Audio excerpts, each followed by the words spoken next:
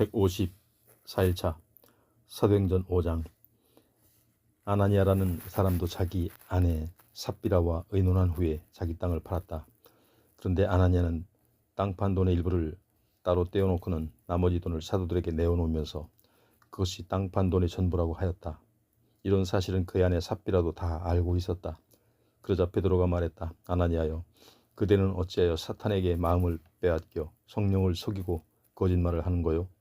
왜 땅값의 일부를 따로 챙겨둔 거요? 땅을 팔기 전에도 그것은 그대의 소유였고 땅을 판 후에도 그 돈의 처분은 그대에게 달린 것이 아니요? 그런데 어째서 이처럼 거짓으로 행동을 하는 것이요? 그대는 우리를 속인 것이 아니라 하나님을 속인 것이요. 이 말을 듣자마자 아나니아는 그 자리에서 쓰러져 죽고 말았다. 그리고 그 소식을 들은 사람들은 모두 크게 두려워하였다. 젊은이들이 들어와 아나니아의 시체를 싸서 메고 나가 땅에 묻었다. 3시간쯤 지나 그의 아내 삽비라가 아무것도 모르는 채 들어왔다. 베드로가 그 여자에게 물었다. 그대와 아나니아가 땅을 팔아서 받은 돈이 그게 전부요? 그러자 여자가 대답했다. 예, 그게 전부입니다. 그러자 베드로가 그 여자에게 말했다. 어찌하여 그대들은 서로 짜고 주의 영을 시험하려고 하는 것이요? 보시오, 그대 남편을 묻고 돌아온 젊은이들이 지금 막 문 밖에 서 있어. 그대도 그들이 손에 또한 실려 나갈 것이요. 바로 그 순간 그 여자도 베드로의 발 앞에 쓰러져 죽었다. 젊은이들이 들어와 여자가 죽어 있는 것을 보고는 그 시신을 메고 나가서 남편 곁에 묻었다. 온 교회는 물론이고 이 이야기를 전해들은 사람들마다 모두 큰 두려움으로 사로잡혔다. 사도들은 사람들 가운데 많은 기적과 놀라운 일들을 행했다. 그리고 믿는 사람들은 모두 한마음이 되어 성전 안에 솔로몬 행각에 모이곤 했다. 사람들은 믿는 사람들을 크게 칭찬하면서도 감히 그들 속에 합류할 생각을 내지 못했다. 그럼에도 주님을 믿는 남녀의 숫자는 점점 더 불어나 큰 무리를 이루게 되었다. 사람들은 병자들을 들 것이나 자리에 누워 거리로 메고 나와 눕혀놓았다. 베드로가 지나갈 때 그의 그림자만이라도 그들에게 덮이기를 바라서였다. 또 예루살렘 근처의 여러 동네에서도 사람들이 병자들과 악한 귀신에게 사로잡혀 고통스러워하는 자들을 데리고 나왔는데 그들은 모두 고침을 받았다. 그러자 대제사장과 그의 일당인 사두개파 사람들은 시기하는 마음이 가득 차서 사도들을 붙잡아다가 감옥에 가두었다.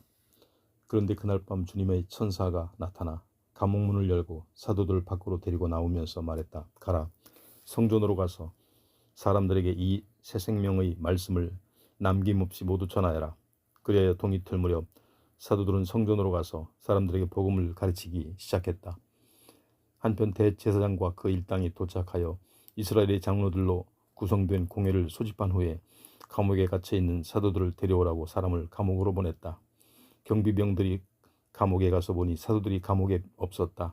그들은 공회로 돌아와 이렇게 보고했다. 감옥문도 단단히 잠겨있고 보초도 문 밖에 서 있는데 우리가 감옥문을 열어보니 그 안에 아무도 없었습니다. 이 보고를 들은 성전 경비대장과 대제사장들은 무척 혼란스러워하면서 대체 다음에는 또 무슨 일이 일어날 것인지 두려워했다. 그때 어떤 사람이 들어와서 말했다. 보십시오. 감옥에 갇혔던 그 사람들이 지금 성전에서 사람들을 가르치고 있습니다.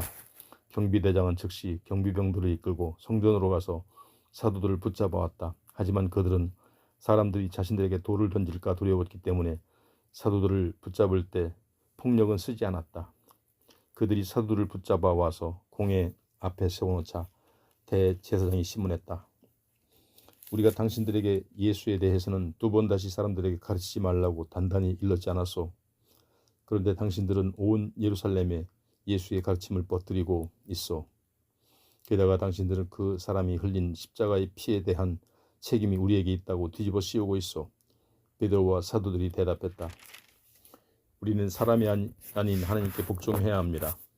우리 선조들의 하나님께서는 여러분들이 십자가에 매달아 죽인 예수를 다시 살리셨습니다. 그런 후 하나님께서는 이스라엘 백성이 회개하고 죄의 용서함을 받도록 하시려고 예수를 높이시어 자신의 오른편에 앉히시고 우리의 왕이요 구주로 삼으셨습니다. 우리는 이 모든 일의 증인입니다. 또한 하나님을 따르는 사람들에게서 하나님께서 주시는 성령도 그 일의 증인이십니다. 이 말을 듣고 공회 의원들은 크게 격분하여 사도들을 죽이려고 했다. 그때 바리새파에 속하는 가말리엘이라는 사람이 자리에서 일어났다. 그는 율법 교사로서 이스라엘 뭇 백성들에게 존경받는 인물이었다. 그는 자기가 발언한 동안 잠시 사도들을 밖으로 내보내달라고 요구했다. 이윽고 가말리엘이 동료들에게 말했다. 이스라엘 사람들이여, 이 사람에게 하고자 하는 일에 대해 삼가 깊이 생각해 보는 것이 좋겠어. 이전에 드다라는 사람이 일어나서 자기가 위대한 사람이라고 주장하니 400명이나 되는 사람들이 그를 따랐소. 그러나 그가 죽임을 당하자 따르던 사람들이 제각각 다 흩어져 버렸고 그 모든 일이 아무것도 아니게 되었소. 그 뒤에 인고조사를 하던 해에도 유다라는 갈릴리 사람이 일어나서 백성들을 선동하여 많은 패거리를 이끌고 다녔지만 그가 죽임을 당하자 그를 따르던 자들도 다 흩어져 버렸소. 그러므로 나는 이번 경우에 대해 여러분께 제안합니다. 이 사람들을 그냥 내버려 두시오. 그들을 자유롭게 풀어주시오. 만일 그들의 사상이나 행동이 사람들에게서 나온 것이라면 그들은 분명 망하고 말 것이오. 그러나 만일 하나님께로부터 나온 것이라면 이렇게 여러분이 그들을 막을 수 있겠소? 그러다가는 여러분이 하나님과 맞서 싸우는 자들이 될까 두렵소. 공회는 가멜리엘이 말이 옳다고 여겨 그의 제안을 받아들였다. 그래서 그들은 사도들을 불러들여 매질을 가한 후 예수의 이름으로 다시는 말하지 말 것을 명령하고는 풀어주었다. 사도들은 예수의 이름 때문에 박해를 받게 된 것을 영광으로 여겼기 때문에 오히려 기뻐하면서 공회를 떠났다. 이후에도 사도들은 날이면 날마다 성전에 들어가서 그리고 가정집을 일일이 돌아다니면서 예수가 곧 그리스도이심을 널리 가르치고 힘차게 선포했다. 6장. 이 무렵 제자들의 수가 나날이 늘어났다. 그러던 중 헬라어를 쓰는 유대인들이 히브리어를 쓰는 유대인들에게 불만을 갖게 되었다. 그것은 자기네 과부들을 날마다 식량을 배급받을 때 차별 대우를 받고 있다고 생각했기 때문이었다. 그래서 12사도는 제자들을 불러 모아놓고 말했다. 우리가 식량을 분배하는 일에 매달리느라 하나님의 말씀을 전하는 일을 등한히 하는 것은 옳지 않습니다. 형제 여러분, 그러니 여러분 중에서 지혜롭고 또 성령이 충만한 인물로 알려진 7사람을 뽑도록 하십시오. 그러면 그런 일을 그 사람에게 맡기고 우리는 기도하고 말씀 전하는 일에 전념할 수 있을 것입니다. 모두가 이 제안을 기쁘게 받아들였다. 그래서 신자들은 믿음과 성령이 충만한 7사람을 뽑았다. 그들은 스데반을 비롯하여 빌립, 브로고로, 니가노로, 디몬, 바메나 그리고 안디옥 출신의 이방 사람으로 유대교로 개종한 니골라였다. 신자들이 이 7사람들을 사도들에게 데리고 나오자 사도들은 그들을 위해 기도하고 손을 얹어 축복하였다. 그래야 하나님의 말씀이 계속 널리 퍼져나갔다. 특히 예루살렘에서는 제자들의 수요가 급격히 늘어났고 유대인 제사장들 가운데서도 믿음을 갖게 된 자들이 많아졌다. 7 집사 가운데 하나인 스데반은 특히 하나님의 은혜와 능력이 충만하여 사람들 앞에서 기적과 놀라운 일들을 많이 행했다.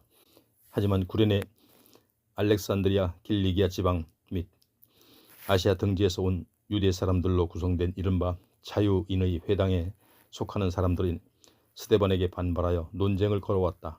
그러나 그들은 지혜와 성령의 도우심으로 말하는 스데반을 도무지 당해낼 수 없었다.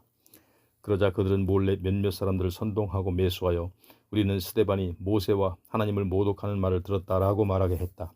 또한 그들은 백성들과 장로들과 율법 교사들을 부추겨 다 함께 스데반에게로 몰려가서 그들을 붙잡아 공회로 끌고 갔다.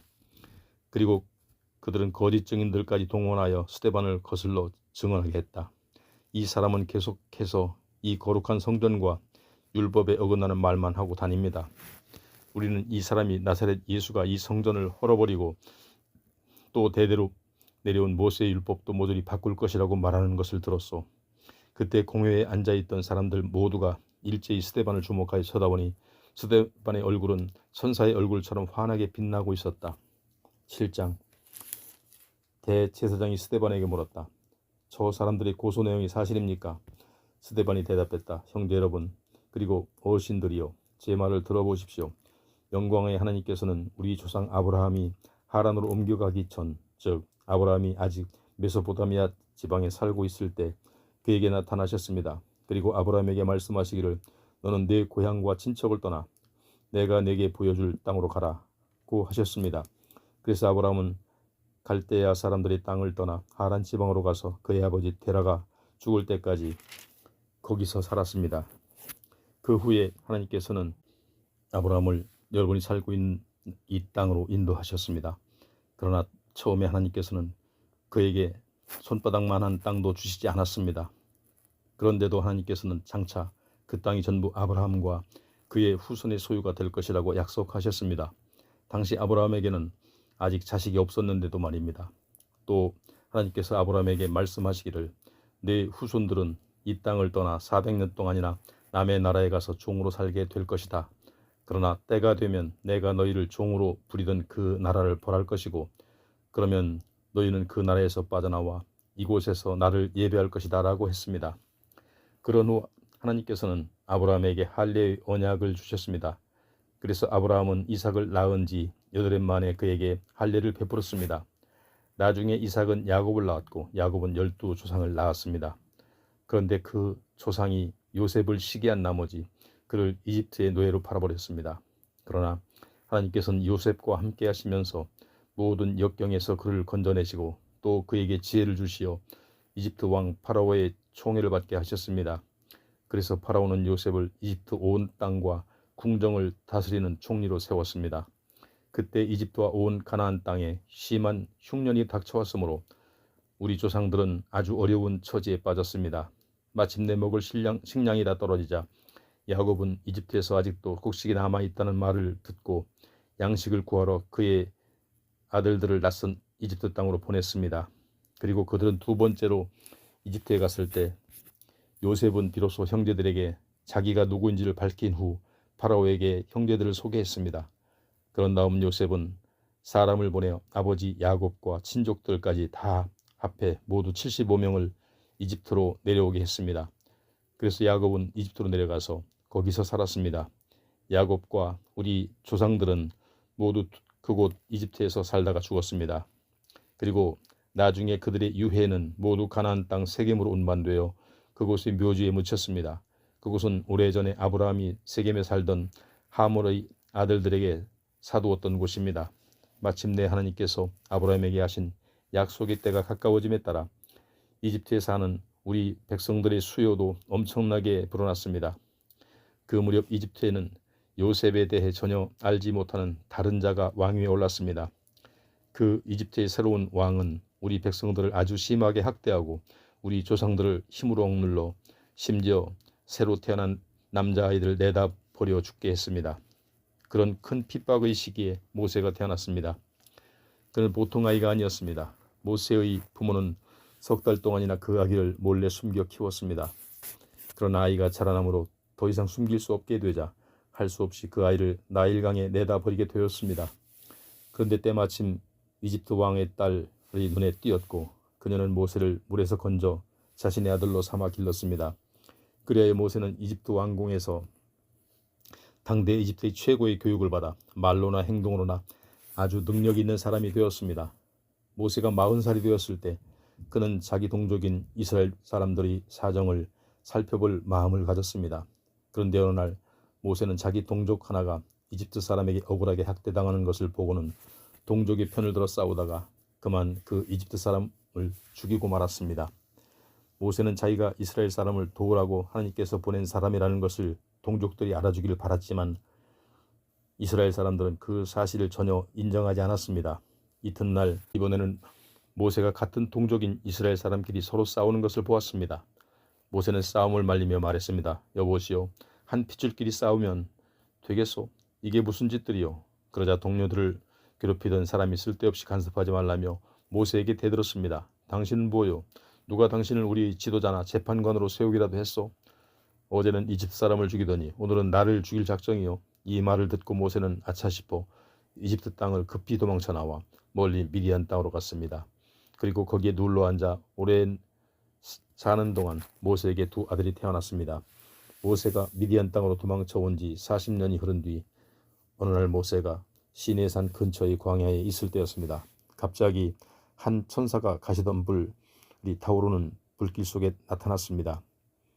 크게 놀란 모세가 무슨 일인가 하고 더 자세히 보려고 가까이 다가가자 주님의 음성이 들렸습니다. 나는 내 조상들의 하나님 곧 아브라함의 하나님, 이삭의 하나님, 야곱의 하나님이다. 모세는 두려워서 감히 고개조차 들지 못했습니다. 주님께서 계속 모세에게 말씀하셨습니다. 내가 서 있는 땅은 거룩한 곳이니 너는 내 신을 벗어라. 너는 이집트에 있는 내 백성이 학대받는 것을 보았고 그들의 부르짖는 소리를 들었다. 이제 나는 내 백성을 해방시키려고 내려왔다. 그러므로 너는 가라. 내가 너를 이집트로 보낸다. 이 사람 모세로 말하면 누가 당신을 우리의 지도자나 재판관으로 세우기라도 했소 하면서 동족에게 배척받았던 사람들인데 하나님께서는 이 모세를 가시나무 덤불이 타오른 불길 속에 나타났던 천사를 통해 이스라엘 민족의 통치자와 해방자로 세워 동족을 구출해내도록 이집트로 돌려보내셨습니다. 마침내 모세는 이스라엘 백성을 이집트에서 이끌고 나왔습니다. 이집트 안에서는 물론 홍해에서 또 광야에서 40년을 지내는 동안 모세는 수많은 기적과 놀라운 표적을 행했습니다. 하나님께서는 여러분에게 여러분의 동족 가운데 나 같은 예언자를 하나 세워주실 것이다 라고 말한 사람이 바로 이 모세입니다. 이 사람 모세는 이스라엘 백성이 광야에서 회중으로 모여 지낼 때 시내산에서 그에게 말했던 그 천사와 우리 조상들 사이의 중재자가 되어 하나님의 율법인 살아있는 말씀을 천사에게 받아 이스라엘 백성에게 전해주었습니다. 그러나 우리 조상들은 모세의 말을 들으려 하지 않았을 뿐만 아니라 오히려 이집트로 되돌아가려고 했습니다. 그들은 아론에게 이렇게 말했습니다. 우리를 위해 우리를 인도할 신들을 만들어 주십시오. 우리를 이집트에서 이끌어낸 모세는 지금 어떻게 되었는지 모르겠습니다. 그러고서 그들은 송아지 형상의 우상을 만들어 그 우상 앞에 희생제물을 바쳤습니다. 그들은 자기들의 손으로 만든 그 우상을 섬기며 기뻐했습니다. 그래서 하나님께서는 이스라엘 백성들에게서 얼굴을 돌리시고 그들이 태양과 달과 별들을 신처럼 섬겨도 내버려 두셨습니다. 이것은 예언자들의 책에 이렇게 기록된 것 같습니다. 곧 이스라엘 백성들이 너희가 40년 동안 광야에서 살면서 나를 위해 희생제물을 바친 적이 있었더냐. 너희는 너희가 예배하려고 만든 우상들 곧 몰록의 장막과 별의 신 네판을 떠매고 다녔다. 그러므로 나는 너희를 포로가 되게 하여 바벨론 저편으로 옮겨버릴 것이다. 여러분, 우리 조상들은 광야에서 증거의 장막을 가지고 다녔습니다. 이 장막은 하나님께서 모세에게 지시한 그대로 모세가 보았던 모양을 따라 만들어진 것입니다. 우리 조상들은 이 장막을 물려받아 여호수아의 지휘 아래 하나님께서 여러 민족을 몰아내시고 주신 가나안 땅으로 들어갈 때까지 들어갔습니다. 이 증거의 장막은 다윗 시대에까지도 그 땅에 보존되었습니다. 하나님의 크신 사랑을 받은 다윗은 야곱의 하나님을 위해 처소를 짓게 해달라고 간구했습니다. 하지만 실제로 성전을 지은 사람은 다윗의 아들 솔로몬이었습니다. 그러나 지극히 높으신 하나님께서는 사람에 의해 지어진 집에 거하지 않으십니다. 그것은 일찍이 예언자들이 말하기를 주님께서 말씀하신다. 하늘은 나의 보좌요 땅은 나의 발판인데 너희가 나를 위해 무슨 집을 지을 수 있으랴. 내가 들어가 쉴 수 있는 곳은 어디 있으랴. 세상의 모든 것들이 다 내 손으로 만들어진 것이 아니더냐 라고 한 것과 같습니다. 고집센 마음과 꽉 닫힌 귀를 가진 사람들이요, 여러분들은 여러분의 조상들처럼 언제나 성령을 거역하고 있습니다. 여러분의 조상들이 박해하지 않은 예언자가 한 사람이라도 있었습니까? 여러분의 조상들은 장차 의로우신 분이 오실 것이라고 예언한 자들은 죽였지만 이제 여러분은 이 땅에 오신 바로 그 의로우신 분은 배반하고 십자가에 못 박아 죽였습니다. 여러분은 천사들이 전하여준 하나님의 율법을 받았으면서도 그것을 지키지 않았습니다. 스데반의 말을 듣고 공회 사람들은 화가 치밀어 올라 스데반을 보며 이를 갈았습니다. 그러나 스데반은 성령이 충만하여 하늘을 우러러보니 하나님의 크신 영광이 보이고 또한 예수께서 하나님의 오른편에 서 계신 모습을 보였다. 그런 광경을 보고 스데반은 크게 소리쳐 말했다. 보시오, 저기 하늘이 열리고 인자가 하나님의 오른편에 서 계십니다. 그러자 사람들은 손으로 귀를 틀어막으면서 목청껏 소리를 지르더니 일제히 스데반을 향해 달려들었다.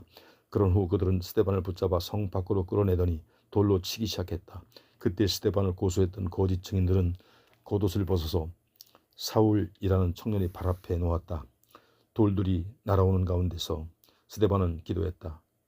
주 예수님, 제 영혼을 받아 주소서. 그리고는 무릎을 꿇고 큰 소리로 부르짖었다. 주님, 이 죄를 저 사람들에게 돌리지 마소서. 이 말을 남기고 스데반은 고이 잠들었다. 8장.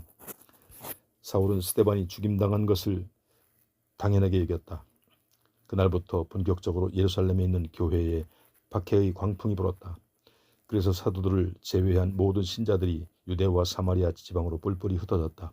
신앙심 깊은 사람들이 스데반의 시신을 거두어 장사를 지내고 그를 생각하면서 몹시 슬퍼하며 울었다. 그러나 사울은 교회를 모조리 없애버리려고 집집마다 찾아다녔다. 그래서 신자가 발견되면 남녀를 가리지 않고 끌어내어 감옥에 보냈다. 여기저기 도처에 흩어진 신자들은 가는 곳마다 복음을 전파했다. 그들 가운데 빌립 집사도 있었다. 그는 사마리아 성읍으로 내려가서 사람들에게 예수가 그리스도임을 전했다. 사마리아 사람들은 빌립의 말을 듣고 또 그가 행하는 놀라운 일들을 보면서 온 마음을 기울여 그가 전하는 말에 귀를 기울였다. 그때 약한 귀신들이 비명을 지르면서 많은 이들에게서 떠나갔고 수많은 중풍병자와 지체장애인들이 고침을 받았다. 그리하여 사마리아 온 성읍에 큰 기쁨이 넘쳤다. 한편 그 성읍에 여러 해 동안 마술을 부리며 살아온 시몬이라는 사람이 있었다. 그는 자신이 대단한 인물인 양 행세했고 많은 사람들이 그를 따랐다. 그래서 성읍 사람들은 신분이 귀천을 가리지 않고 모두가 그 사람에게 시선을 집중하면서 이 사람이야말로 하나님께서 보내신 대단한 능력의 소유자다라고 칭찬하며 감탄하였다. 이처럼 시몬이 신기한 마술로 오랫동안 그곳 사람들을 놀라게 해왔기 때문에 사람들은 그를 믿고 따랐다. 그러나 이제 빌립 집사가 그 성읍에 와서 하나님의 나라와 예수 그리스도에 관한 기쁜 소식을 전하자 많은 사람들이 빌립의 말을 믿고 세례를 받게 되었다. 마술사 시몬도 믿고 세례를 받았다. 그런 뒤 빌립이 가는 곳이면 어디든지 뒤따라다니며 빌립이 베푸는 많은 기적들을 보고 크게 놀라워했다. 한편 예루살렘에 남아있던 사도들이 사마리아 성읍의 사람들이 하나님의 말씀을 받아들였다는 소식을 듣자 베드로와 요한을 그곳으로 보냈다.